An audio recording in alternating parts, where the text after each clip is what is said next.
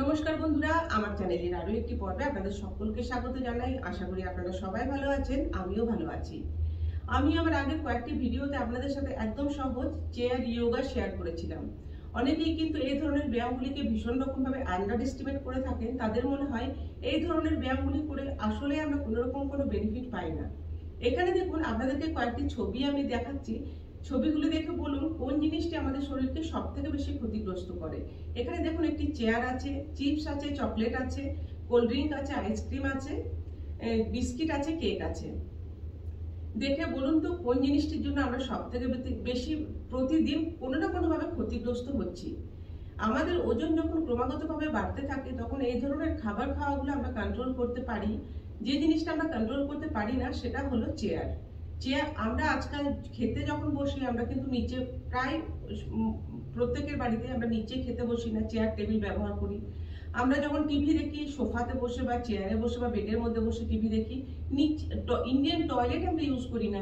আমাদের নিচে ওঠা বসাটা প্রায় বন্ধ হয়ে গেছে। এতে করে এক জায়গায় অনেকক্ষণ বসে থাকার ফলে আমাদের ওজনও ক্রমাগতভাবে বাড়তে থাকে, আমাদের বডি ফ্লেক্সিবিলিটি কমতে থাকে।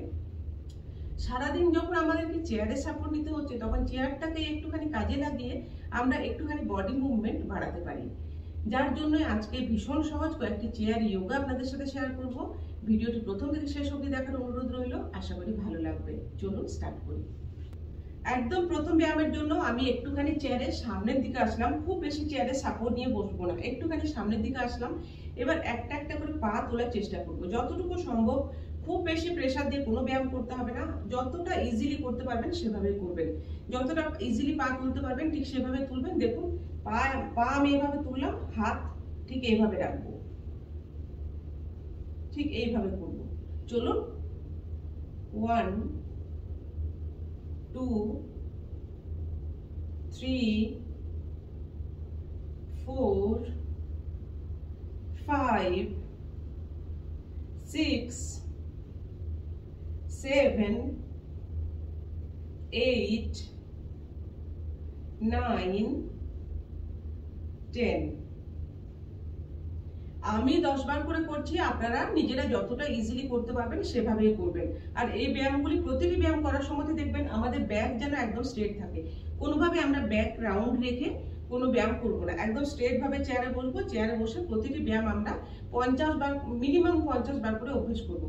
তবে খুব বেশি প্রেশার নিয়ে করার দরকার নেই, যতটা ইজিলি করতে পারবেন সেভাবেই করুন। তবে স্টার্ট করুন। চলুন, নেক্সট ব্যায়ামের জন্য দেখুন আমি চেয়ারের সামনেই বসে আছি। এবার প্রথমে আমি ধরুন বাঁ পা তুললাম। এবার বাম হাঁটুর কাছে আমি ডান হাতের কোনোই যতটুকু পারবো, কেউ যদি এভাবে পারেন সেভাবেই করবেন। খুব বেশি প্রেসার দিয়ে কোনো ব্যায়াম করার দরকার নেই। চলুন, দুটো হাত এভাবে আমি সামনে ফোল্ড করে রেখেছি। এবার প্রথমে বা পা তুলবো। এবার ডান হাতের কোনোই যতটা সম্ভব বা পায়ের হাঁটু অবধি নিয়ে আসার চেষ্টা করব। 1 1 2 2 3 3 4 4 5 5 6 6 7 7 8 8 9 9 10 10। এই ধরনের ব্যায়ামগুলি দেখতে যতটা ইজি মনে হয়, করার সময় দেখবেন অতটাও কিন্তু ইজি নয়। আমাদের শরীরের প্রতিটি পার্টসকে কিন্তু টার্গেট করবে। অনেক বেশি ফ্লেক্সিবল আমরা থাকতে পারবো। আর নিয়মিতভাবে করলে কিন্তু আমরা আমাদের ওজনও নিয়ন্ত্রণে রাখতে পারবো। নেক্সট ব্যায়ামের জন্য প্রথমে ডান পা ডান সাইডে খুললাম, তার সাথে ডান হাত উপরে নিয়ে গেলাম, যতটা সম্ভব বাঁ দিকে বেন্ড করব। আবার বাম পা খুলবো, আবার বাম হাত যতটা পারবো ডান দিকে বেন্ড করার চেষ্টা করব। চলুন, 1 1 2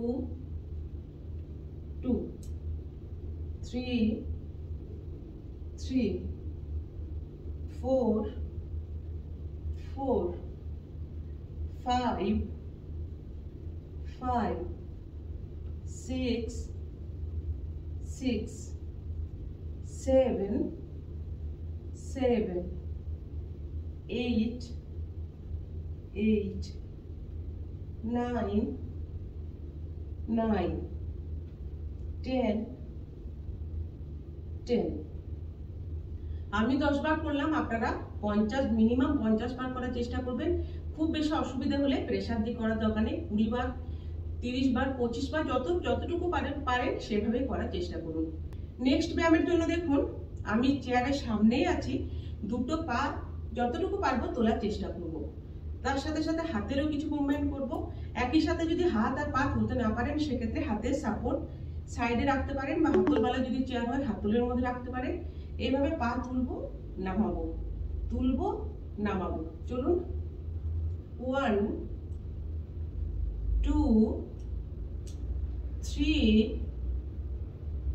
4 5 6 7 8 9 10। নেক্সট ব্যায়ামের জন্য মাথার পিছনে হাত রাখলাম, যতটা সম্ভব সামনের দিকে বডি ঝুঁকাবার চেষ্টা করব। কোমরে ব্যথা থাকলে খুব বেশি প্রেসার দিয়ে ঝোঁকার দরকার নেই, বা যদি কোমরে ব্যথা হতে পারে এরকম কিছু মনে হয় তাহলে এই ব্যায়ামটি আপনারা স্কিপ করে যাবেন। দেখুন, 1 2 3 4 5 6 7 8 9 10। নেক্সট এক্সারসাইজের জন্য দেখুন, দুটো হাত উপরে তুললাম, ডান হাত নামাবো, বাম পা তুলবো, ডান পা তুলবো, বাম হাত নামাবো।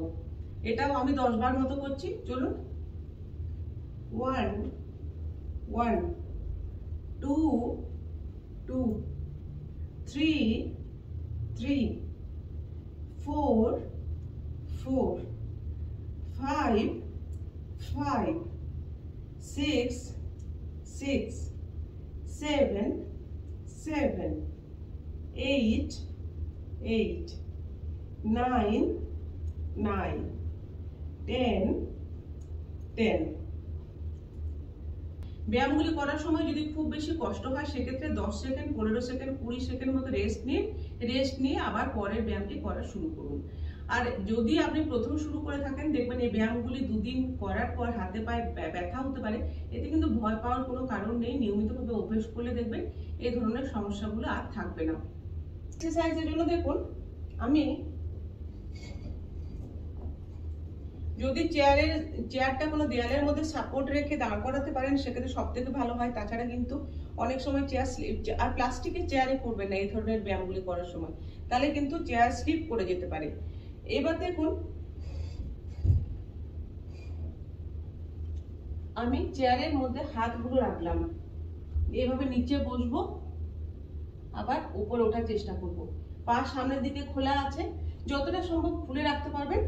এই ব্যায়ামটি হয়তো সবাই করতে পারবে না, যারা পারবেন তারা করার চেষ্টা করবেন। দেখুন, 1 2 3 4 5 6 7 8 9 10। আজকে এই সহজ কয়েকটি ব্যায়াম আপনাদের সাথে শেয়ার করলাম। যারা সারাদিনের ব্যস্ততার জন্য একদম টাইম পান না, ব্যায়াম করার একদম টাইম পান না, অনেকের বয়স বেশি হয়ে যাওয়ার জন্য নিচে ওঠা বসা করে লাফালাফি করে কোনো ব্যায়াম করতে পারেন না, বা ওজন বেশি তারাও কিন্তু নিচে ওঠা বসা করে কোনো রকম ব্যায়াম করতে পারেন না, তাদেরকে বলবো বিগিনার লেভেলের এই ধরনের সহজ কিছু ব্যায়াম দিয়ে আপনারা ব্যায়াম করা শুরু করুন। কিছুদিন পর থেকে দেখবেন শরীরের ফ্লেক্সিবিলিটি বাড়বে, ওজন অনেকটা নিয়ন্ত্রণে রাখতে পারবেন। তার সাথে সাথে অবশ্যই করে কিন্তু ডায়েটের দিকেও খেয়াল রাখতে হবে। বাড়ির তৈরি খাবার খেতে হবে, বাইরের খাবার যতটা সম্ভব এড়িয়ে চলতে হবে। আর যে পরিমাণে খাবার আপনি খাচ্ছেন তার থেকে একটুখানি কম পরিমাণে খাবার খান। আমি আশা করবো আমার আজকের এই ভিডিও আপনাদের ভালো লেগেছে। যদি ভালো লেগে থাকে বা ভিডিওটি একটু হলেও হেল্পফুল মনে হয় তাহলে দয়া করে আমার ভিডিওটিতে একটি লাইক করবেন, কমেন্ট করে জানাবেন। চ্যানেলে নতুন বন্ধু হয়ে থাকলে চ্যানেলটি সাবস্ক্রাইব করে সাথে থাকার অনুরোধ রইল। আপনারাও সকলে খুব ভালো থাকুন, সকলে সুস্থতা কামনা করি। ধন্যবাদ।